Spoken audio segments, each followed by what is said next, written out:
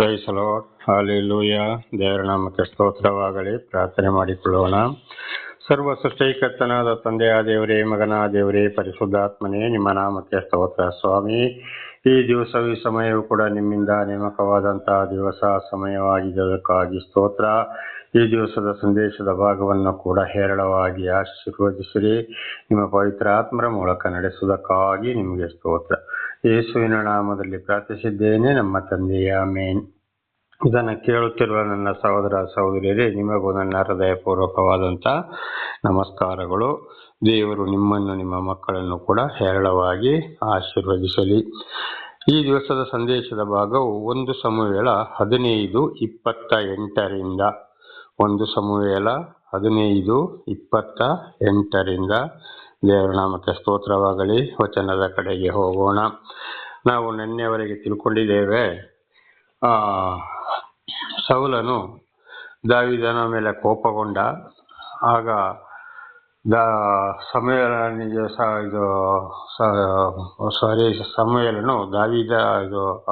ಸೌಲನು ಕೋಪಗೊಂಡು, ನನಗಾಗಿ ನೀನು ಪ್ರಾರ್ಥಿಸು ಅಂತೇಳಿ ಸಮುವೇಲನಲ್ಲಿ ಬೇಡಿಕೊಂಡಾಗ ಸೌಲನು, ಇಲ್ಲ, ನನ್ನ ಮಾತನ್ನು ನಿನಗೆ ತಿಳಿಸುವುದು, ದೇವರ ಮಾತಿಗೆ ವಿಧೇಯರಾಗದ ಇದ್ದುದರಿಂದ ದೇವರು ನಿನ್ನನ್ನು ತಳ್ಳಿಬಿಟ್ಟಿದ್ದಾರೆ ಎಂದು ಸಮುವೇಲನು ಹೇಳಿದ. ಆಗ ಸೌಲನು ಸಮುವೇಲ ಬಟ್ಟೆಯನ್ನು ಹಿಡಿದು ಎಳೆದ, ಬಟ್ಟೆ ಹರಿದು ಹೋಯಿತು ಎಂಬುದಾಗಿ. ಆಗ ಇದರ ಅರ್ಥ ಏನಪ್ಪ ಅಂದರೆ, ದೇವರು ತಿಳಿಸಿದಾಗ ದೇವರ ಮಾತನ್ನು ಯಾರು ಕೇಳುವುದಿಲ್ಲವೋ ಅವರನ್ನು ದೇವರು ತಳ್ಳಿಬಿಟ್ಟಿದ್ದಾರೆ, ಬಹಳ ಕಷ್ಟ ಸಂಕಟಗಳಿಗೆ ಅವರು ಗುರಿಯಾಗ್ತಾರೆ ಅಂತ ಇದರ ಅರ್ಥ ನಾವು ನಿನ್ನೆವರೆಗೆ ತಿಳಿದುಕೊಂಡಿದ್ದೇವೆ. ಈಗ ಅದನ್ನೇ ಮುಂದುವರಿಯುವುದು 28ನೇ ವಚನ, 1 ಸಮುವೇಲ 15:28. ಆಗ ಸಮುವೇಲನು ಅವನಿಗೆ, ಯೆಹೋವನು ಈ ಹೊತ್ತು ಇಸ್ರಾಯೇಲ್ ರಾಜ್ಯವನ್ನು ನಿನ್ನಿಂದ ಕಿತ್ತು ನಿನಗಿಂತ ಉತ್ತಮನಾದ ಇನ್ನೊಬ್ಬನಿಗೆ ಕೊಟ್ಟಿದ್ದಾನೆ ಅಂತ ಹೇಳ್ತಾನೆ ಸಮುವೇಲ, ದೇವರ ಮನುಷ್ಯ. ಆಗ ಆ ಒಂದು ಜ್ಞಾನವನ್ನ ದೇವರು ಸಮುವೇಲನಿಗೆ ಕೊಟ್ಟರು. ನೀನು ನಿನ್ನನ್ನು ಕೊಟ್ಟ ಅರಸನಾಗಿ ಮಾಡಬೇಕು ಅಂತಿದ್ದ, ಮಾಡಿದ, ದೇವರ ಮಾತಿಗೆ ವಿಧೇಯರಾಗಲಿಲ್ಲ. ಆದ್ದರಿಂದ ನಿನ್ನ ರಾಜ್ಯವನ್ನೆಂದರೆ ಇಸ್ರೇಲ್ ರಾಜ್ಯವನ್ನ ಕಿತ್ತು ಇನ್ನೊಬ್ಬನಿಗೆ ಕೊಡ್ತಾ ಇದ್ದಾನೆ ಅಂತ. ಆಗ ಇದರ ಅರ್ಥ ಏನಪ್ಪ ಅಂದರೆ, ದೇವರು ನಮಗೆ ಒಂದು ಅಧಿಕಾರ ಕೊಟ್ಟಾಗ ನಾವು ಅದಕ್ಕೆ ಸರಿಯಾಗಿ ಒಂದೊಂದು ವರಗಳನ್ನು ಕೊಟ್ಟಾಗ, ನಾನಾ ರೀತಿಯ ವರಗಳು ಇದು ಹಿಂದೆ ಕೂಡ ತಿಳಿಸಿದ್ದೇನೆ, ಅದನ್ನು ಸರಿಯಾಗಿ ನಾವು ಪಾಲಿಸದಿದ್ದರೆ, ದೇವರ ಮಾತನ್ನ ಕೇಳದಿದ್ದರೆ, ಈ ಪ್ರಾಪಂಚಿಕ ವಿಷಯಕ್ಕೆ ಅಂತ ಜನಗಳೊಂದಿಗೆ ಸೇರುವುದಾದರೆ, ನಮ್ಮ ಮೇಲೆ ಇದ್ದ ಪ್ರೀತಿಯನ್ನು ತೆಗೆದು ನಮ್ಮನ್ನು ಯಾವುದಕ್ಕೆ ಉಪಯೋಗಿಸಬೇಕೋ, ಯಾವ ರೀತಿ ಆಶೀರ್ವಾದ ಮಾಡಬೇಕೋ ಅಂಥದ್ದನ್ನು ಕಿತ್ತು ಬಿಟ್ಟು ಇನ್ನೊಬ್ಬರ ಕೈ ಕೊಡ್ತಾರೆ, ನಮ್ಮನ್ನು ಕೂಡ ದೇವರು ತಳ್ಳಿ ಬಿಡುತ್ತಾರೆ ಅಂತ ಇದ್ರೆ ನಮಗಿರುವಂಥ ಗೌರವ ಕೂಡ ಇಲ್ಲದಾಗ್ಬಿಡ್ತದೆ ಅಂತ ಇದರ ಅರ್ಥ. ಅದಕ್ಕೆ ದೇವರು ನಮ್ಮನ್ನು ಅನೇಕ ಕಷ್ಟ ಸಂಕಟ ದುಃಖಗಳಿಂದ ಬಿಡುಗಡೆ ಮಾಡಿ ದರ್ಶನ ಕೊಟ್ಟು ನಮ್ಮನ್ನು ಉತ್ತಮವಾಗಿ ನಡೆಸಲು ಪ್ರಾರಂಭ ಮಾಡಿದ ಮೇಲೆ, ದೇವರ ಮಾತಿಗೆ ವಿಧೇಯರಾಗಿ ಚಿಕ್ಕಿದ್ರೆ ಬಹಳ ಜನರು ಬಹಳ ವಿಷಯವಾಗಿ ನೋಡ್ತಾ ಇದ್ದಾರೆ. ಆಶ್ಚರ್ಯವಾಗ್ಬೋದು, ಇಂಥವನು ಹೀಗೆ ಆದ್ನಲ್ಲಪ್ಪ, ಇಂಥವಳು ಹೀಗೆ ಆದ್ನಲ್ಲಪ್ಪ, ಇದು ಹೇಗೆ ಸಾಧ್ಯವಾಯಿತು ಎಂಬುದಾಗಿ. ಇಂಥ ಒಂದು ಗೌರವವನ್ನು ಕೊಡುವುದೇ ದೇವರಿಗೆ ಒಂದು ಪ್ರೀತಿಯಾಗಿದೆ. ಈ ಉದಾಹರಣೆಗೆ, ಹಣ್ಣಳಿಗೆ ಮಕ್ಕಳು ಇರಲಿಲ್ಲ. ಹಣ್ಣಳು ಏನು ಮಾಡಿದ್ಲು, ಬರೀ ತುಟಿ ಅಲ್ಲಾಡುವಾಗ ಮಾತ್ರ ಪ್ರಾರ್ಥಿಸಿದ್ಲು, ನನ್ನ ಬಂಜೆತನವನ್ನು ತೊಲಗಿಸಪ್ಪ ಅಂತ ಹೇಳಿದಕ್ಕೆ. ಆಗ ಏಲಿಯ ಪ್ರವಾದಿ ಏನು ಹೇಳ್ದ, ನಿನ್ನ ಪ್ರಾರ್ಥನೆ ದೇವರಿಗೆ ಮುಟ್ಟಿತು, ನೀನು ಹೋಗು ಅಂತೇಳಿ. ಅದೇ ಹಣ್ಣಳಿಗೆ ಪ್ರಥಮ ದೇವರು ಕೊಟ್ಟ ಮಗನೇ ಸಮುವೇಲ್. ಆಮೇಲೆ 3 ಮಕ್ಕಳನ್ನು ಕೊಟ್ಟರು. ಹಾಗೆಲ್ಲಿ ಎಷ್ಟಾಯಿತು, ದೇವರು ಕೊಟ್ಟಂಥ ಬಂಜೆಗೆ ಮಕ್ಕಳನ್ನು ಕೊಟ್ಟರು. ಹಾಗೆ ದೇವರ ಮಾತನ್ನು ಕೇಳದ ಹೋದರೆ ಗೌರವ ಕೂಡ ಹಾಳಾಗಿ ಹೋಗ್ತದೆ ಅಂತ ಇದರ ಅರ್ಥ. ನಮ್ಮ ವರವನ್ನು ದೇವರು ವಾಪಸ್ಸು ಕಿತ್ತುಕೊಳ್ತಾನೆ, ತಳ್ಳಿ ಬಿಡ್ತಾನೆ. ಆಗ ಬಹಳ ಕಷ್ಟ ಸಂಕಟ ದುಃಖಗಳಿಗೆ ಒಳಗಾಗ್ತೇವೆ ಅಂತ ಇದರ ಅರ್ಥ. ಇದನ್ನು ಕೂಡ ಬಹಳ ಸಲ ದೇವರ ನಾಮದಲ್ಲಿ ತಿಳಿಸಿದ್ದೇನೆ ನಾನು. 29 ಇಸ್ರಾಯೇಲರ ನಿತ್ಯಧಾರನು ಸುಳ್ಳಾಡುವವನಲ್ಲ, ಪಶ್ಚಾತ್ತಾಪ ಪಡುವವನಲ್ಲ, ಯಾಕೆಂದರೆ ಅವನು ಪಶ್ಚಾತ್ತಾಪ ಪಡ ಮನುಷ್ಯನಲ್ಲ ಎಂದು ಹೇಳಿದನು. ಇಸ್ರಾಯೇಲರ ನಿತ್ಯಧಾರನು ಸುಳ್ಳಾಡುವುದಿಲ್ಲ, ಪಶ್ಚಾತ್ತಾಪ ಪಡುವವನಲ್ಲ, ಯಾಕೆಂದರೆ ಅವನು ಪಶ್ಚಾತ್ತಾಪ ಪಡ ಮನುಷ್ಯನಲ್ಲ ಎಂದು ಹೇಳಿದನು. ದೇವರ ನಾಮಕ್ಕೆ ಸ್ತೋತ್ರವಾಗಲಿ. ಹಲ್ಲೆಲೂಯಾ. ದೇವರು ಸುಳ್ಳು ದಗ ಮೋಸ ಯಾವುದೂ ಇಲ್ಲ, ಪಶ್ಚಾತ್ತಾಪ ಪಡುವಂಥದ್ದಿಲ್ಲ. ಸರ್ವ ಸೃಷ್ಟಿ ದೇವನಾಗಿದ್ದಾನೆ ಅಂಥವನ್ನು ತಿಳಿಸುವ ಮಾತು ಇವತ್ತು ನಮ್ಮನ್ನು ನಡೆಸ್ತಾ ಇರೋದು ತೋರಿಸಿದವರು ದರ್ಶನ ಕೊಟ್ಟವರು ಕೂಡ ಅದೇ ದೇವರು ಆಗಿದ್ದಾರೆ. ಆದ್ದರಿಂದ ದೇವರ ಮಾತಿಗೆ ವಿಧೇಯರಾಗಿ ಜೀವಿಸಿದರೆ ಆಶೀರ್ವಾದ, ಶಾಂತಿ, ಸಮಾಧಾನ, ಮಕ್ಕಳಿಗೂ ಕೂಡ ಆಶೀರ್ವಾದ ಬೀಳಲು ಸಾಧ್ಯವಾಗ್ತದೆ. ವಿಮೋಚನಕಾಂಡ 20ನೇ ಅಧ್ಯಾಯ 6ನೇ ವಚನದಲ್ಲಿ ಇದನ್ನು ನಾವು ಓದಿಕೊಳ್ಳಬಹುದು. ನನ್ನ ಮೇಲೆ ಪ್ರೀತಿ ಇಡುವವರಿಗೆ 1000 ವರ್ಷಗಳವರೆಗೆ ದಯ ತೋರಿಸುವೆನು ಎಂಬುದಾಗಿ. ನೋಡಿ, ಮಕ್ಕಳ ಕಾಲಕ್ಕೆ ಎಷ್ಟು ತಲೆಮಾರಿಗೆ ದೇವರ ಮಾತಿಗೆ ವಿಧೇಯರಾಗಿ ನಡೆಸಿದರೆ ದೇವರ ತಂದೆ ತಾಯಿಗಳ ಮಕ್ಕಳನ್ನು ಅದೇ ಮಾರ್ಗದಲ್ಲಿ ನಡೆಸ್ತಾ ಬಂದರೆ ಇದೊಂದು ಆಶೀರ್ವಾದ. ದೇವರ ನಾಮಕ್ಕೆ ಸ್ತೋತ್ರವಾಗಲಿ. 30ನೇ ವಚನ. ಅದಕ್ಕೆ ಸೌಲನು, ನಾನು ಪಾಪ ಮಾಡಿದ್ದೇನೆ ಅಂತ ಹೇಳ್ದ. ಅದಕ್ಕೆ ನೋಡಿ, ಆಗ ಏನಾಯ್ತು, ಸೌಲನಿಗೆ ನಾನು ಪಾಪ ಮಾಡಿದ್ದೇನೆ ಅಂದ್ರೆ ಮೊದಲು ಗರ್ವ ಅಹಂಕಾರದಲ್ಲಿ ನಡೆದ, ದೇವರ ಮಾತಿಗೆ ಕಿವಿಗೊಳ್ಳಿಲ್ಲ, ಕಷ್ಟ ಸಂಕಟಗಳಿಗೆ ಅಲ್ಲಿ ಗುರಿಯಾದ ಸಮೂವೇಲನ ಮೂಲಕ ತಿಳಿಸಿದ್ರು, ದೇವರು ನಿನ್ನನ್ನು ತಳ್ಳಿಬಿಟ್ಟಿದ್ದಾರೆ, ನೀನು ದೇವರಿಗೆ ವಿರೋಧವಾಗಿ ನಡ್ಕೊಂಡಿದೀಯಾ ಅಂತ. ಹಾಗೆ ಇವತ್ತು ದೇವರು ಯಾರನ್ನ ಆದುಕೊಳ್ತಾರೋ ಅವರ ಮುಖಾಂತರ ಅಂಥವರಿಗೆ ಖಂಡಿತವಾಗಿ ತಿಳಿಸುವವನಾಗಿದ್ದಾನೆ. ಆಗ ಒಂದು ವೇಳೆ ದೇವರ ಆತ್ಮ ಅವರಲ್ಲಿ ಇರುವುದಾದರೆ ಖಂಡಿತವಾಗಿ ಅವ್ರು ಏನ್ ಮಾಡ್ತಾರೆ, ನಾನು ಪಾಪ ಮಾಡಿದ್ದೇನೆ ಅಂತ ಒಪ್ಪಿಕೊಳ್ತಾರೆ. ಕೆಲವರು ಒಪ್ಪಿಕೊಳ್ಳುವುದಿಲ್ಲ. ಗರ್ವ ಅಹಂಕಾರದಲ್ಲಿ ಅವನೇನು ಹೇಳ್ತಾನೋ ಏನ್ ಮಾಡ್ತಾನೋ ನನಗೆಲ್ಲೋ ಗೊತ್ತಿದೆ ಅಂತ ನಡೀತಾರೆ. ಬಹಳ ಕಷ್ಟ ಸಂಕಟ ದುಃಖಗಳಿಗೆ ಗುರಿಯಾಗೋದನ್ನು ನಾವು ಕಾಣಬಹುದು. ಈಗ ಇಲ್ಲಿ ಏನ್ ಮಾಡ್ದ ಪೌಲ, ನಾನು ಪಾಪ ಮಾಡಿದ್ದೇನೆ ಅಂತ ಒಪ್ಕೊಂಡ. ಹಾಗೆ ಇವತ್ತು ದೇವರ ಆದುಕೊಂಡವರ ಮುಖಾಂತರ ಖಂಡಿತವಾಗಿ ತಿಳಿಸ್ತಾರೆ. ಆಗ ಅವರ ತಪ್ಪುಗಳನ್ನು ಅರ್ಥ ಮಾಡಿಕೊಂಡು ಪಶ್ಚಾತ್ತಾಪ ಪಟ್ಟು ಹಿಂದಿನ ಪಾಪಗಳನ್ನು ಬಿಟ್ಟು ದೇವರ ಬಳಿಗೆ ಬಂದರೆ ಖಂಡಿತವಾಗಿ ದೇವರು ಸ್ವೀಕಾರ ಮಾಡುವವನಾಗಿದ್ದಾನೆ. ದೇವರ ಸ್ತೋತ್ರವಾಗಲಿ. 30ನೇ ವಚನ.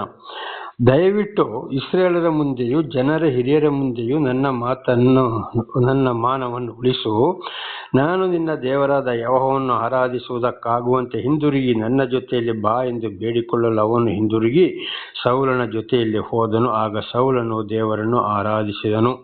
ನೋಡಿ, ಅವನು ಏನು ಹೇಳ್ತಾನೆ ಸಮೂವೇಲನಿಗೆ, ಸೌಲ ಅರಸ, ನೋಡಪ್ಪ, ದಯವಿಟ್ಟು ಇಸ್ರಾಯೇಲಲ್ಲಿ ನನ್ನ ಮಾನವನ್ನು ಉಳಿಸುವಾಗಿ ನನಗೆ ಪ್ರಾರ್ಥಿಸು, ನನ್ನ ಮಾತನ್ನು ನೀನು ಕೇಳು ಅಂತೇಳಿ ನನ್ನ ಜೊತೆಯಲ್ಲಿ ನೀನು ಬರಬೇಕು ಅಂತ ಹೇಳ್ತಾನೆ. ಆಗ ಸಮೂವೇಲ ಏನ್ ಮಾಡ್ತಾನೆ, ಅವನ ಜೊತೆಯಲ್ಲೇ ಹೋದ. ಆಗ ಸೌಲನು ಏನ್ ಮಾಡ್ದಲ್ಲಿ ದೇವರನ್ನ ಪ್ರಾರ್ಥಿಸಿದನು. ಹಾಗೆ ಇವತ್ತು ಒಂದು ವೇಳೆ ಇಂಥ ದೇವರ ಮಾತನ್ನ ಮೀರಿ ಕಷ್ಟ ಸಂಕಟ ದುಃಖಗಳಿಗೆ ಒಳಗಾಗಿ ಅಂಥವ್ರು, ಅಯ್ಯೋ ನನ್ನ ಜೊತೆಲೆ ಬಾಪ, ನೀನು ನನಗಾಗಿ ಪ್ರಾರ್ಥಿಸು ಅಂತ ಕೇಳಿಕೊಂಡಾಗ ಒಂದ್ಸಲ ಅಂಥವ್ರ ಜೊತೆಯಲ್ಲಿ ಹೋಗಲೇಬೇಕು, ಅವ್ರ ಜೊತೆಲಿದ್ದು ಪ್ರಾರ್ಥಿಸಲೇಬೇಕು. ಒಂದೇ ಸಲಕ್ಕೆ ಅಂಥವ್ರನ್ನ ನಾವು ಕೂಡ ಕೈ ಬಿಡಬಾರದು. ಯಾಕೆಂದರೆ ದೇವರು ಪಶ್ಚಾತ್ತಾಪ ಪಡುವನು, ನನ್ನ ಬಳಿಗೆ ಬಂದವನು ನಾನು ಎಂದಿಗೂ ತಳ್ಳಿ ಬಿಡುವುದಿಲ್ಲ, ತಪ್ಪುಗಳನ್ನು ಒಪ್ಪಿಕೊಂಡೆ ನಾನು ಆಶೀರ್ವದಿಸ್ತೇನೆ ಎಂಬುದಾಗಿ ಹೇಳಿದಂಥ ದೇವರು ಹಾಗೆ ಮಾಡ್ತಲೇ ಇದ್ದಾರೆ. ಹಾಗೆ ಇವತ್ತು ಸೌಲನ ಹಾಗೆ ಏನಾದರೂ ನಾನು ತಪ್ಪು ಮಾಡಿದ್ದೇನೆಪ್ಪ, ನನ್ನ ಜೊತೆಯಲ್ಲಿ ನೀನು ಬಾ, ನನಗಾಗಿ ಪ್ರಾರ್ಥಿಸಬೇಕು ಅಂತ ಹೇಳಿದಾಗ ನಾವು ಕೂಡ ಒಂದ್ಸಲ 2 ಸಲ 3 ಸಲ ಅಂಥವ್ರ ಜೊತೆಯಲ್ಲಿ ಹೋಗಬೇಕು, ಪ್ರಾರ್ಥನೆ ಮಾಡಬೇಕು, ಅವರಿಗೆ ಬುದ್ಧಿವಾದವನ್ನು ಹೇಳ್ತಾ ಇರಬೇಕು. ಆಮೇಲೆ ಮತ್ತೆ ನೋಡ್ತಾ ಸಂದರ್ಭಸರಾಗಿ ನಾವು ಅವರಿಗೆ ಬುದ್ಧಿವಾದವನ್ನು ಹೇಳ್ತಾ ಇರಬೇಕಾಗಿದೆ. ಒಂದೇ ಸಲ ತಳ್ಳಿ ಬಿಡಬಾರದು. 32ನೇ ವಚನ. ತರುವಾಯ ಸಮೂವೇಲನು ಅಮಾಲೇಕರ ಅರಸನಾದ ಆಗಾಗನನ್ನು ತನ್ನ ಬಳಿಗೆ ಹೇಳಿದನು. ಆಗಾಗನು ಮರಣ ಭಯ ತಪ್ಪಿತೆಂದು ನೆನೆಸಿಕೊಂಡು ಸಂತೋಷದಿಂದ ಅವನ ಹತ್ತಿರ ಬಂದನು. ಆದರೆ ಸಮೂವೇಲನು ಅವನಿಗೆ, ನಿನ್ನ ಕತ್ತಿಯು ಅನೇಕ ಸ್ತ್ರೀಯರಿಗೆ ಪುತ್ರಶೋಕವನ್ನುಂಟು ಮಾಡಿತು, ನಿನ್ನ ತಾಯಿಯು ಎಲ್ಲರಿಗಿಂತಲೂ ಹೆಚ್ಚಾಗಿ ಪುತ್ರಶೋಕವನ್ನು ಅನುಭವಿಸಲಿ ಎಂದು ಹೇಳಿ ಅವನನ್ನು ಗಿಲ್ಗಾಲಿನಲ್ಲಿ ಯೆಹೋವನ ಸನ್ನಿಧಿಯಲ್ಲೇ ಕಡಿದು ಹಾಕಿದನು. ದೇವರ ನಾಮಕ್ಕೆ ಸ್ತೋತ್ರವಾಗಲಿ. ನೋಡಿ, ಸಮೂವೇಲ ಆಗಾಗನ ಅಂತ ಹೇಳುವಂಥ ದೊಡ್ಡ ಅರಸ, ಅವನನ್ನು ಕೂಡ ಬರ ಹೇಳ್ದ. ಬಂದಾಗೊತ್ತಿಗೆ ಅವನು, ಅಯ್ಯೋ ನನ್ನ ಪಾಪ ನೀಗಿತಪ್ಪ ಅಂತ ಆ ಅರಸನಿಗೆ ಅರ್ಥ ಆಯ್ತು, ನನ್ನ ಮೇಲೆ ಪ್ರೀತಿ ಇಟ್ಟು ಬರ ಹೇಳಿದಾನೆ ಅಂತೇಳಿ ಇಲ್ಲ. ಆಗ ಸಮೂವೇಲ ಆಗಾಗ ಎಂಬ ಅರಸನಿಗೆ ಏನು ಹೇಳ್ತಾನೆ, ಸಮೂವೇಲ ನೀನು ಸಂತೋಷವನ್ನು ಅವನ ಹತ್ತಿರ ಬಂದನು. ಆದರೆ ಸಮೂವೇಲ ಅವನಿಗೆ, ನಿನ್ನ ಕತ್ತಿಯು ಅನೇಕ ಸ್ತ್ರೀಯರಿಗೆ ಪುತ್ರಶೋಕವನ್ನುಂಟು ಮಾಡಿತು. ನೋಡಿ, ಅವನೊಬ್ಬ ಬಹಳ ಜನ ಕೊಳೆಗಾರನಾಗಿದ್ದ. ಯಾರೋ ಆಗಾಗ ಸಮೂವೇಲನು ಬರ ಕೇಳಿದಾಗ ಸಮೂವೇಲ ವಿಷಯ ಅವನಿಗೆ ಗೊತ್ತಿದೆ. ನನ್ನ ಪಾಪವು ತೀರಿತು, ಬಹಳ ಸಂತೋಷದಿಂದ ಅವನು ಬಂದ. ಅದರಲ್ಲಿ ಸಮೂವೇಲನ ಬಾಯಿಂದ ಸಿಕ್ಕಿದ್ದು ಏನು, ನಿನ್ನ ಕತ್ತಿಯು ಅನೇಕ ಸ್ತ್ರೀಯರಿಗೆ ಪುತ್ರಶೋಕವನ್ನು ಉಂಟು ಮಾಡುವುದು. ಅನೇಕ ಸ್ತ್ರೀಯರಿಗೆ ಆದರೆ ಅವರ ಮಕ್ಕಳನ್ನು, ಅಂದರೆ ನೀನು ಏನು ಮಾಡ್ತಾ ಇದ್ದೀಯ, ಬಹಳ ಪಾಪ ಮಾಡಿದ್ದೀಯ, ಹಾಗೆ ಅನೇಕ ಸ್ತ್ರೀಯರಿಗೆ ಪುತ್ರ ಶೋಕವನ್ನು ಉಂಟು ಮಾಡಿತು. ಬಹಳ ಜನರ ಮಕ್ಕಳನ್ನು ನೀನು ಕೊಂದಿದ್ದೀಯ, ತಾಯಿಯ ಮಕ್ಕಳನ್ನ ನೀನು ಕೊಂದಿದ್ದೀಯ. ನಿನ್ನ ತಾಯಿಯು ಎಲ್ಲಕ್ಕಿಂತಲೂ ಹೆಚ್ಚಾಗಿ ಪುತ್ರ ಶೋಕವನ್ನು ಅನುಭವಿಸಲಿ. ನೋಡು, ನಿನ್ನಿಂದಾಗಿ ಅನೇಕ ಸ್ತ್ರೀಯರಿಗೆ ಹುಟ್ಟಿದಂಥ ಮಕ್ಕಳನ್ನು ಕೊಲೆ ಮಾಡಿದ. ಆದ್ರಿಂದ ನಿನ್ನ ತಾಯಿಯು ಆ ಸ್ತ್ರೀಯರಿಗಿಂತ ಹೆಚ್ಚಾಗಿ ಶೋಕ ಪಡಲಿ. ಅಂದರೆ ನೀನು ಕೂಡ ಅಲ್ಲಿ ಉಳಿಯುವುದಿಲ್ಲ. ನೀನು ಹೇಗೆ ಇತರರ ತಾಯಿಯನ್ನು ದುಃಖಪಡಿಸಿದೆಯೋ ಹಾಗೆ ನಿನ್ನ ತಾಯಿ ಕೂಡ ನಿನ್ನನ್ನು ಕಳೆದುಕೊಂಡದಕ್ಕಾಗಿ ದುಃಖ ಪಡೆಯಲಿ ಎಂದು ಹೇಳಿ ಅರಸನನ್ನು ಅಲ್ಲಿ ಕಡಿದು ಹಾಕಿದ, ಕೊಂದ. ಹಾಗೆ ರಕ್ತ ನಾವು ಇನ್ನೊಬ್ಬರ ಮಕ್ಕಳನ್ನು ಹೊಡೆಯೋದು, ಬಡಿಯೋದು, ಕೊಲೆ ಮಾಡೋದು, ಕಣ್ಣೀರು ಹಾಕ್ಸೋದು, ದುಃಖ ಪಡಿಸುವುದಾದರೆ ಅದು ತಿರುಗಿ ಅಂಥವರ ಮಕ್ಕಳಿಗೆ ಬರುತ್ತದೆ. ಆಗ ಹೀಗೆ ಮಾಡಿದವರು ಹಾಗೆ ಈ ದುಃಖಗಳಿಗೆ ಒಳಗಾದ ತಾಯಂದಿರು ಯಾವ ರೀತಿಗೆ ಕಣ್ಣೀರು ಹಾಕಿದ್ರೋ ಅದಕ್ಕಿಂತ ಜಾಸ್ತಿ ಈ ರೀತಿ ಅನಾಚಾರ ಮಾಡಿದವರ ತಾಯಿ, ಅಯ್ಯೋ ನನ್ನ ಮಗ ಸತ್ತ, ನನ್ನ ಮಗ ಸತ್ತ, ನನ್ನ ಮಗ ಸತ್ತ ಅಂತೇಳಿ ಗೋಳಾಡ್ತಾರೆ. ಆಗ ಮೊದಲು ಆ ಮಕ್ಕಳನ್ನು ಕೊಲೆ ಮಾಡಿದಾಗ, ಅವರಿಗೆ ತೊಂದರೆ ಮಾಡಿದಾಗ ಈ ಮಾಡಿದವರ ತಾಯಿಯಂದಿರಲ್ಲಿ ಏನು ಮಾಡ್ತಾರೆ? ಕಣ್ಣೀರು ಹಾಕುವುದಿಲ್ಲ. ಓ ನನ್ನ ಮಗ ಅಂತವನು, ನನ್ನ ಮಗಿಂತವನು ಬಲಶಾಲಿ ಎಂಬುದಾಗಿ ಉಬ್ಬಿ ಹೋಗ್ತಾರೆ. ಒಂದಲ್ಲ ಒಂದು ದಿವಸ ಅದರ 2ರಷ್ಟು ಅದೇ ಕಣ್ಣೀರು ತಿರುಗಿ ಇಂಥವರ ತಾಯಿಗೂ ಬರುತ್ತದೆ. ಇದನ್ನು ಕೂಡ ನಾವು ಇವತ್ತು ಅನೇಕರನ್ನು ನೋಡಿದ್ದೇವೆ, ನೋಡ್ತಲೇ ಇದ್ದೇವೆ. ಹೌದು, ಇನ್ನೊಬ್ಬರ ಹೊಟ್ಟೆ ಉರಿಸಿದ್ದು, ಕೊಲೆ ಮಾಡೋದು, ಕಣ್ಣೀರು ಸುರಿಸುವುದಾದರೆ ನಮ್ಮ ಕಣ್ಣೀರು ಕೂಡ ಅದೇ ರೀತಿ ಆಗ್ತದೆ. ಹಾಗಂತ ತಂದೆ ತಾಯಿಗಳನ್ನು ಮಕ್ಕಳನ್ನು ಕಳೆದುಕೊಂಡು ಗೋಳಾಡಬೇಕಾಗ್ತದೆ. ಇದು ಅವರಿಗೆ ಗೊತ್ತಿರೋದಿಲ್ಲ. ಆದ್ದರಿಂದ ತಂದೆ ತಾಯಿಗಳು ಬಹಳ ಎಚ್ಚರವಾಗಿರಬೇಕು. ಮಕ್ಕಳಿಗೆ ಬುದ್ಧಿವಾದವನ್ನು ಹೇಳಿ ಓದಿಸಬೇಕು. ಇದು 10 ದಶಾಜ್ಞೆಗಳಲ್ಲಿ ಒಂದು ಆಜ್ಞೆ ನಮಗೆ ತಿಳಿಸಲ್ಪಡ್ತದೆ, ನರಹತ್ಯೆ ಮಾಡಬೇಡ ಅಂತ. ನರಹತ್ಯೆ ಅಂದರೆ ಬರೀ ಕೊಲೆ ಮಾಡೋದು ಮಾತ್ರ ಅಲ್ಲ, ಹೊಡೆಯೋದು, ಬಡಿಯೋದು, ಕಣ್ಣೀರು, ಆಸ್ತಿ ಪಾಸ್ತಿ ಕಿತ್ತುಕೊಳ್ಳೋದು, ಲಂಚ ತೆಗೆಯೋದು, ಅವರಿಂದ ಲಾಭಕ್ಕಾಗಿ, ಅಥವಾ ಕೆಲಸ ಮಾಡಿಸಿ ಸರಿಯಾಗಿ ಸಂಬಳ ಕೊಡದಿರುವಂಥದ್ದು, ಸಂಬಳ ತಗೊಂಡು ಕೆಲಸ ಮಾಡದೇ ಇರುವಂಥದ್ದು, ನಾನಾ ರೀತಿಯಲ್ಲಿ ಅನ್ಯಾಯ ಮಾಡುವುದು ಮನುಷ್ಯನಿಗೆ ಯಾರೇ ಆಗಲಿ ಅದು ಒಂದು ಕೊಲೆಗೆ ಸಮಾನ. ಅಂಥವರ 2ರಷ್ಟು ನರಕ ಅನುಭವಿಸಲೇಬೇಕು ಅಂತ ಇದರ ಅರ್ಥವಾಗಿದೆ. ಬಹಳ ಬೇಸರ. ದೇವನಾಮಕ್ಕೆ ಸ್ತೋತ್ರ. ಇದಕ್ಕೂ ಬೇಕಾದಷ್ಟು ಸಾಕ್ಷಿಗಳಿವೆ. ತಮ್ಮ ಮಕ್ಕಳು ಇನ್ನೊಬ್ಬರಿಗೆ ಹೊಡೆಯೋದು, ಬಡಿಯೋದು, ಕಣ್ಣೀರು ಹಾಕ್ಸಿ, ಓ ನನ್ನ ಮಗ ಅಂತವನು ಇಂಥವನು ನೋಡಿದ್ದೀಯಾ ಅಂತ ಕಡೆಗೆ ಅವರ ತಾಯಿಯಂದಿರು ಯಾವ ರೀತಿ ಬೇಸರ ಕಣ್ಣೀರು ಹಾಕ್ತಾರೋ ಅದೇ ಈ ಯಾರು ತೊಂದರೆ ಮಾಡ್ತಾ ಇದ್ದೀರೋ ಅದೇ ತಾಯಿ ಮಕ್ಕಳನ್ನ ಕಳೆದುಕೊಂಡು ಅಲ್ಲಿ ಕಣ್ಣೀರು ಹಾಕಲೇಬೇಕಾಗ್ತದೆ. ಇದು ಕೂಡ ಕ್ರಿಸ್ತರರು ಕಣ್ಣಲ್ಲಿ ಕಾಣಬಹುದು. ನನ್ನ ಕಣ್ಣಲ್ಲಿಯೂ ನನಗೆ ದೇವರ ವಚನ ಯಾಗದ ಕೈಗೆ ಸಿಕ್ತು, ಕಣ್ಣೀರ ಕಂಡಿದ್ದೇನೆ, ಕಾಣುತ್ತಲೇ ಇದ್ದೇನೆ, ಈಗಲೂ ನಡೆಯುತ್ತಲೇ ಇದೆ. ಆದ್ದರಿಂದ ಬಹಳ ಎಚ್ಚರ. ತಂದೆ ತಾಯಿಗಳು ಇನ್ನೊಬ್ಬರ ಮನಸ್ಸು ನೋಯಿಸಕ್ಕೆ ಹೋಗಬಾರದು. ಮಕ್ಕಳಿಗೆ ಯೌವನ ಕಾಲ ಚಿಕ್ಕದ್ರಿಂದಲೇ ಮಕ್ಕಳಿಗೆ ಬಹಳ ಚೆನ್ನಾಗಿ ವಿದ್ಯೆ ಬುದ್ಧಿ ಎಲ್ಲವನ್ನು ಹೇಳಿ ತಿಳಿಸ್ತಾ ಬರಬೇಕು. 34ನೇ ವಚನ. ಅನಂತರ ಸಮುವೇಲನು ರಾಮಕ್ಕೆ ಹೋದನು. ಸೌಲನು ತನ್ನ ಊರಾದ ಗಿಬ್ಯದಲ್ಲಿರುವ ಮನೆಗೆ ಹೋದನು. ಇಷ್ಟ ಆದ್ಮೇಲೆ ಏನ್ ಮಾಡ್ದ? ಸೌಲ ಕರೆದ ಸಮುವೇಲನ ಈ ಅರಸನನ್ನ ಕೊಂದು ಹಾಕಿದ. ಆಮೇಲೆ ಸೌಲನು ಅವನ ಮನೆಗೆ ಹೋದ, ಸಮುವೇಲನು ಅವನ ಊರಿಗೆ ಕೂಡ ಹೋದ. ಸಮುವೇಲನು ಜೀವಭಯದಿಂದಿರುವವರೆಗೂ ಸೌಲನನ್ನು ನೋಡುವುದಕ್ಕೆ ಹೋಗಲಿಲ್ಲ.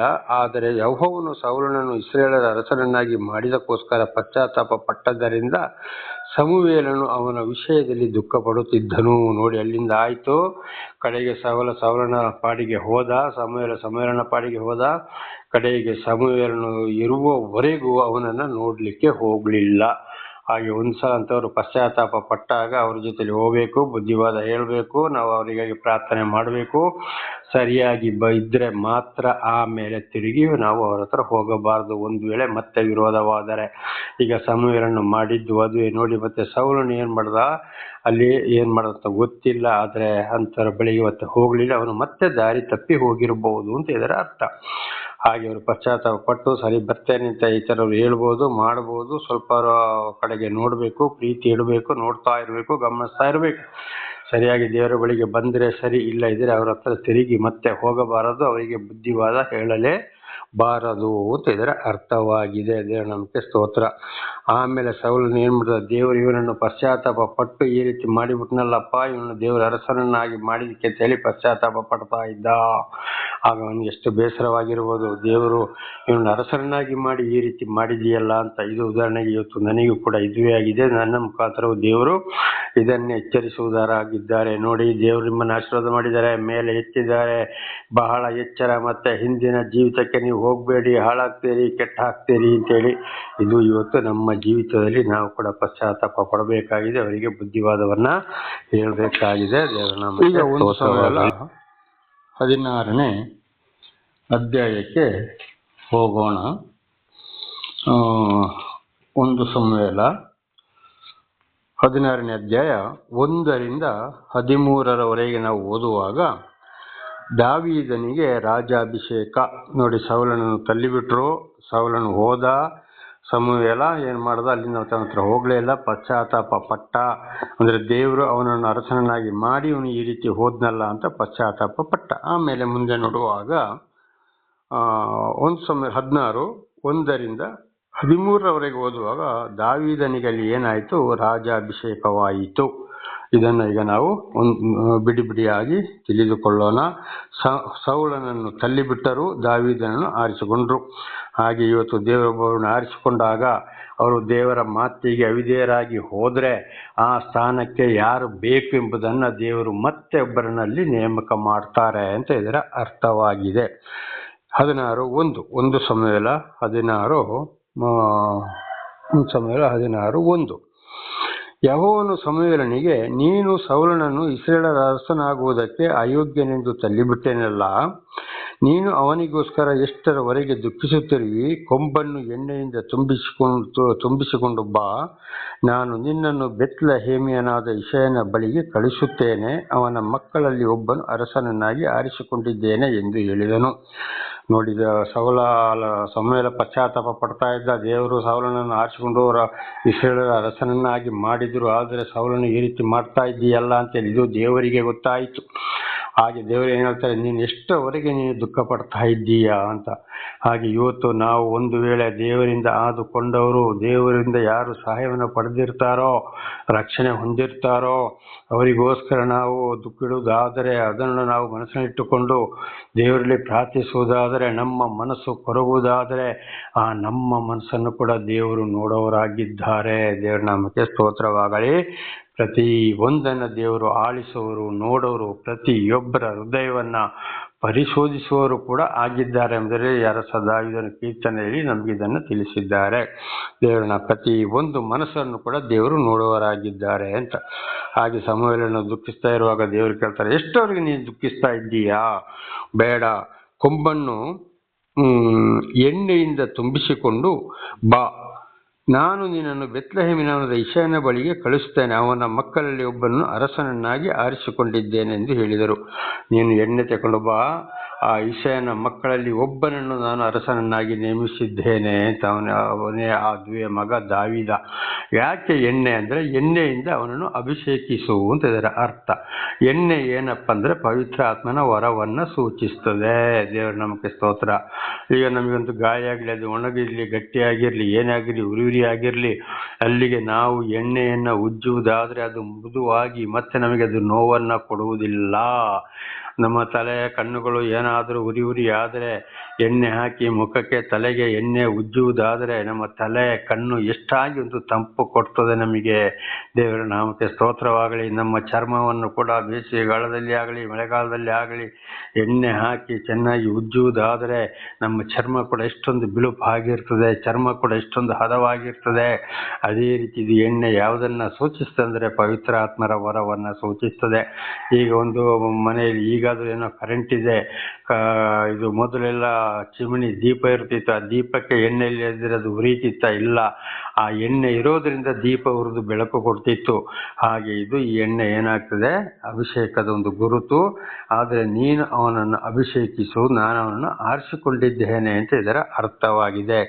ಎಣ್ಣೆ ಪವಿತ್ರ ಆತ್ಮರ ಒಂದು ಗುರುತಾಗಿದೆ. ದೇವರ ನಾಮಕ್ಕೆ ಸ್ತೋತ್ರವಾಗಲಿ. ಪವಿತ್ರ ಆತ್ಮರ ಒಂದು ಆಶೀರ್ವಾದವಾಗಿದೆ. 7ನೇ ವಚನ. ಅದಕ್ಕೆ ಸಮುವೇಲನು, ನಾನು ಹೋಗುವುದು ಹೇಗೆ? ಇದು ಸೌಲನಿಗೆ ಗೊತ್ತಾದರೆ ಅವನು ನನ್ನನ್ನು ಕೊಂದು ಹಾಕುವನಲ್ಲವೇ ಅನ್ನಲು ಆತನು, ನೀನು ಒಂದು ಕಡಸನ್ನು ತೆಗೆದುಕೊಂಡು ಹೋಗಿ ಯೆಹೋವನಿಗೋಸ್ಕರ ಯಜ್ಞ ಮಾಡುವುದಕ್ಕೆ ಬಂದಿದ್ದೇನೆಂದು ಹೇಳಿ ವಿಷಯನನ್ನು ಅದಕ್ಕೆ ಕರೆ. ದೇವರು ನಮಗೆ ಸ್ತೋತ್ರವಾಗಲಿ. ಆಗ ಸಮುವೇಲನು ಕೇಳ್ತಾನೆ, ನಾನು ಹೇಗೆ ಹೋಗುವುದು? ನಾನು ಅರಸನಾಗಿ ಅವನ ಮಾಡುವುದಕ್ಕೆ ಕರ್ಕೊಂಡು ಹೋಗುತ್ತಾರೆ. ನನ್ನ ಒಂದು ವೇಳೆ ಅವನು ಕೊಂದರೆ ಏನು ಮಾಡೋದು? ಇವನು ಸಣ್ಣ ಹುಡುಗ, ಅವನು ಬಲಾಢ್ಯ, ಮೊದಲು ಅರಸನಾಗಿದ್ದವನು, ಅವನ ಹತ್ರ ಸ್ವಲ್ಪ ಹುಡುಗರು ಇರ್ಬೋದು, ಜನಗಳು ಇರ್ಬೋದು.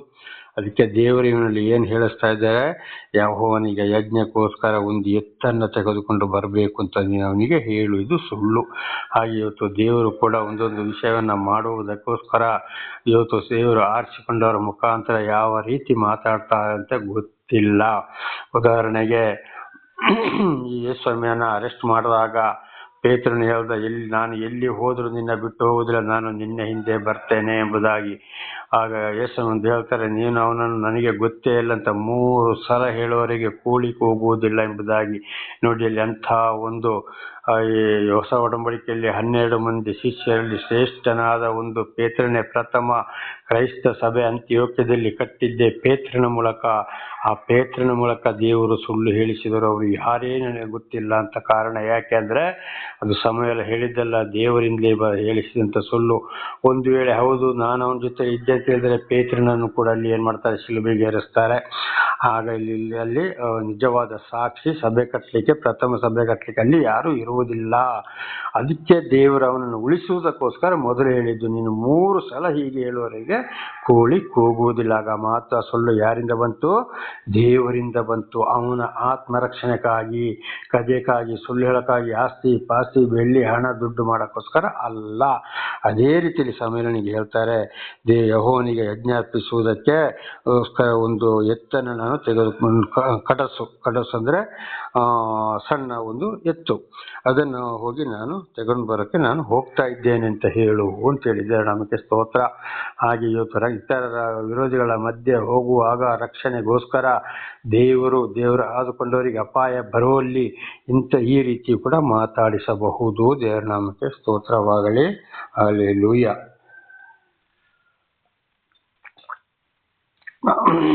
ಆಗ 3ನೇ ವಚನ, ಆಮೇಲೆ ನೀನು ಮಾಡಬೇಕಾದುದನ್ನು ನಾನು ತಿಳಿಸುತ್ತೇನೆ, ನಾನು ಯಾವನನ್ನು ತೋರಿಸುತ್ತೇನೋ ಅವನನ್ನು ನೀನು ಅಭಿಷೇಕಿಸಬೇಕು ಎಂದನು. ನೋಡಿ, ಹೋಗಿ ಕರ್ಕೊಬಾ. ಆಮೇಲೆ ಯಾರನ್ನ ತೋರಿಸ್ತಾನೋ ಅಂದರೆ ಇಸಾಯನಿಗೆ ಬೇರೆ ಮಕ್ಕಳಿದ್ದಾರೆ, ಆದರೆ ಯಾವನನ್ನು ತೋರಿಸ್ತಾನೋ ಅವನನ್ನು ನೀನು ಅಭಿಷೇಕಿಸು ಅಂತ. ಅದುವೇ ನೋಡಿ ಎಣ್ಣೆ. ನಾನು ಆಗಲೇ ಹೇಳಿದ್ದು, ಎಣ್ಣೆ ಏನಾಗ್ತದೆ? ದೇವರ ಒಂದು ವರದ ಗುರುತಾಗಿದೆ. ದೇವರ ನಾಮಕ್ಕೆ ಸ್ತೋತ್ರವಾಗಲಿ. ಹಲ್ಲೆಲೂಯಾ. ಇದು ಯಾಕೋಬನ ಪತ್ರಿಕೆ 5ನೇ ಅಧ್ಯಾಯದಲ್ಲಿ ಕೂಡ ರೋಗಿಯನ್ನು ಎಣ್ಣೆ ಹಚ್ಚಿ ಗುಣಪಡಿಸಿರಿ ಅಂತೇಳಿ ಯಾಕೋಬನು ಹೇಳಿದ್ದಾನೆ. ಅದರ ಅರ್ಥ ಏನಪ್ಪ ಅಂದರೆ, ನೀವಲ್ಲಿ ಪ್ರಾರ್ಥನೆ ಎಂಬ ಎಣ್ಣೆ ಪ್ರಾರ್ಥನೆ ಮಾಡಿ ಆ ರೋಗಿಗೆ, ಮತ್ತೆ ನೀವಲ್ಲಿ ಎಣ್ಣೆ ಕೂಡ ಹಚ್ಚಿ ಅಂದರೆ ಔಷಧಿ ಕೂಡ ಕೊಡಿ. ಅದು ಬೇರೆ ಒಂದು ಅರ್ಥಕ್ಕೆ ಹೋಗ್ತದೆ. ಅಲ್ಲಿ ಪ್ರಾರ್ಥನೆ ಏನಾಗ್ತದೆ? ಪ್ರಾರ್ಥನೆ ಎಂಬ ಎಣ್ಣೆ, ಅದನ್ನು ನೀವಲ್ಲಿ ಹಚ್ಚಿ, ಹಾಗೂ ಎಣ್ಣೆ ಕೂಡ ಹಚ್ಚಿ ರೋಗಿಗೆ ಅಂತ ಇದರ ಅರ್ಥ. ದೇವರ ನಮಗೆ ಸ್ತೋತ್ರವಾಗಲಿ. ಅವನನ್ನು ನೀನು ಅಭಿಷೇಕಿಸು ಅಂತ. ದೇವರ ನಮಗೆ ಸ್ತೋತ್ರ. 4ನೇ ವಚನ, ಯೆಹೋವನು ಹೇಳಿದಂತೆ ಸಮುವೇಲನು ಬೆತ್ಲೆಹೇಮಿಗೆ ಹೋದನು. ಆ ಊರಿನ ಹಿರಿಯರು ನಡುಗುತ್ತಾ ಬಂದು ಅವನನ್ನು ಎದುರುಗೊಂಡು, ನಿನ್ನ ಆಗಮನವು ನಮಗೆ ಶುಭಕರವಾಗಿದೆಯೇ ಎಂದು ಕೇಳಲು ಅವನು, ಹೌದು. ನೋಡಿ, ಸಮುವೇಲನ ವಿಚಾರ ಬೆತ್ಲೆಹೇಮಿನವರಿಗೂ ಎಲ್ಲ ಗೊತ್ತಾಗಿದೆ. ಇವನೊಬ್ಬ ದೇವರ ಮನುಷ್ಯ, ಹೀಗೀಗೆ ಇದೆ ಅಂತೇಳಿ ಹೋದಾಗ ಊರಿನವರು ನಡುಗಿದ್ರು. ಅಯ್ಯೋ, ಯಾಕೆ ಬಂದಪ್ಪ?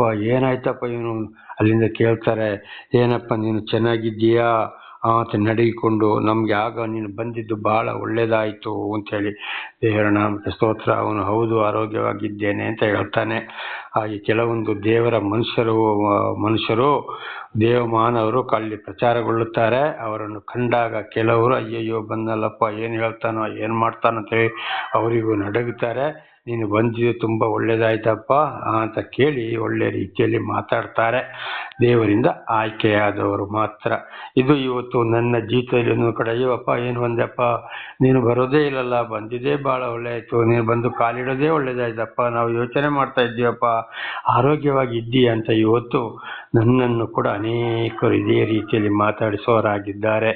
ಆದರೆ ಇದು ನನ್ನ ಘನತೆ ಗೌರವವಲ್ಲ, ದೇವರು ನನ್ನನ್ನು ನಡೆಸ್ತಾ ಇರುವುದಕ್ಕೂ ಇರುವುದು. ಅದಕ್ಕಾಗಿ ದೇವರಿಗೆ ಸ್ತೋತ್ರ. ಹಲ್ಲೆಲೂಯಾ. 5ನೇ ವಚನ.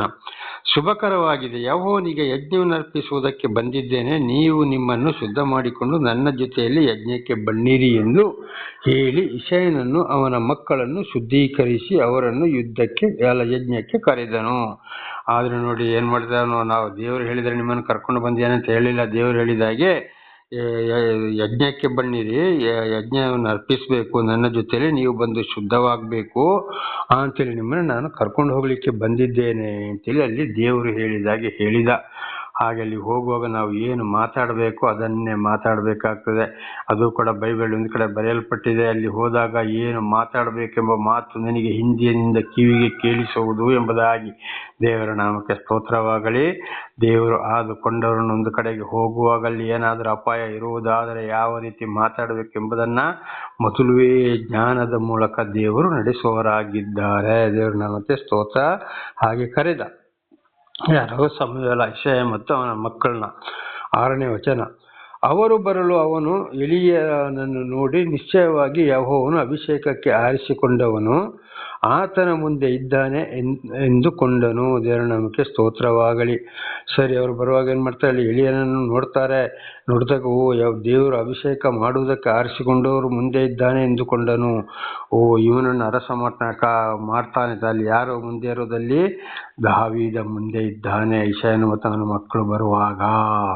ದೇವರ ನಾಮಕ್ಕೆ ಸ್ತೋತ್ರವಾಗಲಿ. ಹಾಗೆ ಇದರತ್ತ ಯಾರನ್ನ ಅಭಿಷೇಕ ಮಾಡ್ತಾರೋ, ಯಾರನ್ನ ಕರೀತಾರೋ ಅವರು ಮುಂದಾಗಿ ಬರ್ತಾರೆ ಅಂತ ನೋಡಿ ದೇವರು ಕರೆದದ್ದು ಇವನನ್ನಿದ್ದಾಗೆ. ದೇವರು ಯಾರನ್ನ ಕರೀತಾರೋ ಅವರನ್ನು ಖಂಡಿತವಾಗಿ ಗುರುತು ಹಚ್ಚಬಹುದು ಅಂತ ಹೇಳುವಂಥದ್ದು. ಇದು ಅವರು ಹಿಂದೆ ನಿಲ್ಲುವುದಿಲ್ಲ, ಮುಖದ ಮೇಲೆ ಭಯ ಇರುವುದಿಲ್ಲ. ಅವರ ಮುಖದಲ್ಲಿ ಒಂದು ಪೌರತ್ವ ಇರುತ್ತದೆ, ಒಂದು ಪ್ರಕಾಶ ಇರುತ್ತದೆ, ಅವರ ಒಂದು ಗುಣಗಳೇ ಬೇರೆ ಇರ್ತವೆ. ಇಂಥದನ್ನ ನೋಡಿ ತಿಳ್ಕೊಳ್ಬೇಕು. ದೇವರು ಇವರನ್ನ ಆರಿಸಿಕೊಂಡಿದ್ದಾನೆ ಅಂತೇಳಿ. 7ನೇ ವಚನ.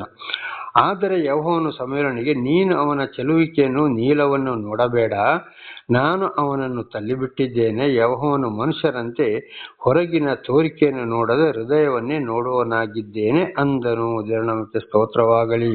ನೋಡಿ ಅಲ್ಲಿ ಏನ್ ಹೇಳ್ದ, ನೀನು ಅವರ ಅಂದ ಚಂದಗಳನ್ನು ಯಾರನ್ನು ನೋಡಬೇಡ, ಪ್ರತಿಯೊಬ್ಬರ ಹೃದಯವನ್ನೇ ನಾನು ನೋಡೋನಾಗಿದ್ದೇನೆ.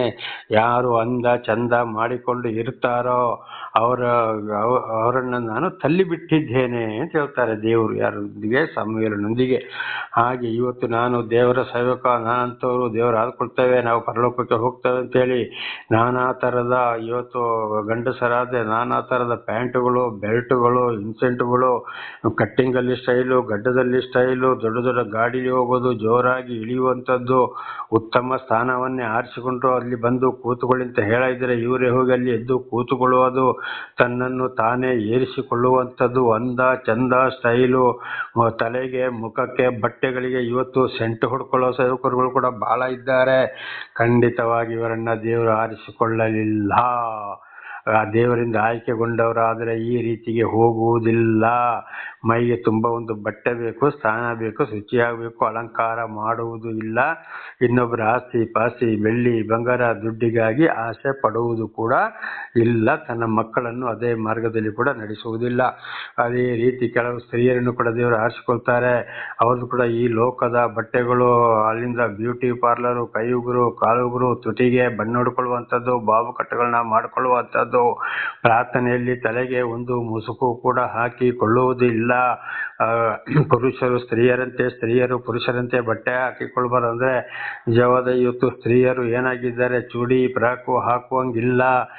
ಮೈ ತುಂಬ ಬಟ್ಟೆ ಕಾಣದಾಗೆ. ಉದಾಹರಣೆ, ನಮ್ಮ ಮುಸ್ಲಿಮ್ಸ್ ಸ್ತ್ರೀಯರು ಬುರ್ಕವನ್ನು ಹಾಕಿಕೊಳ್ತಾರೆ. ಅದು ದೇವರಿಂದ ಬಂದಂತ ಮಾತಾಗಿದೆ, ದೇವರ ಮಾತಾಗಿದೆ. ಮೈ ತುಂಬ ಬಟ್ಟೆಯನ್ನು ಹಾಕಿಕೊಳ್ತಾರೆ, ಅರ್ಧಂಬರ್ಧ ಬಟ್ಟೆ ತೋರಿಸಿಕೊಂಡು ಅರ್ಧಂಬರ್ಧ ಸ್ಟೈಲ್ ಮಾಡಿಕೊಂಡು ಈ ಸ್ತ್ರೀಯರು ಹೀಗೆಲ್ಲ ತಿರುಗಾಡುವುದಿಲ್ಲ. ಇಂಥ ಸ್ತ್ರೀಯರನ್ನ ದೇವರು ಆರಿಸಿಕೊಳ್ಳುವುದಿಲ್ಲ.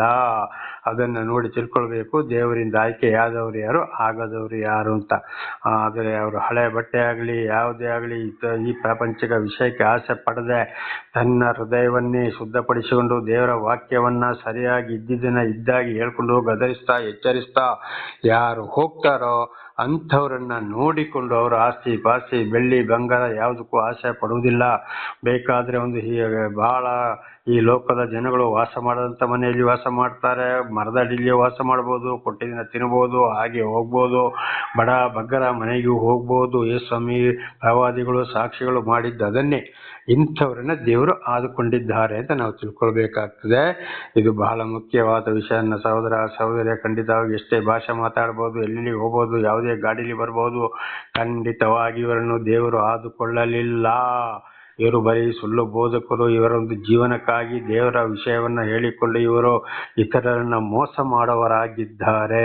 ಇದಕ್ಕೆ ಶಿಕ್ಷೆ ಪ್ರಕಟಣೆ 21:8 ಆಗಾಗ ಹೇಳ್ತಾ ಇದ್ದೇನೆ. ಬಹಳಷ್ಟು ಕಡೆಗೆ ಶಿಕ್ಷೆಯನ್ನ ಕಾಣ್ತಾ ಇದ್ದೇವೆ. ಆ ಒಂದು ವಾಕ್ಯವನ್ನ ಪ್ರಕಟಣೆ 21:8 ಓದುವಾಗ ಅಲ್ಲಿ ಸ್ಪಷ್ಟವಾಗಿ ಅನೇಕ ವಿಷಯಗಳಲ್ಲಿ ಬರೆಯಲ್ಪಟ್ಟಿವೆ.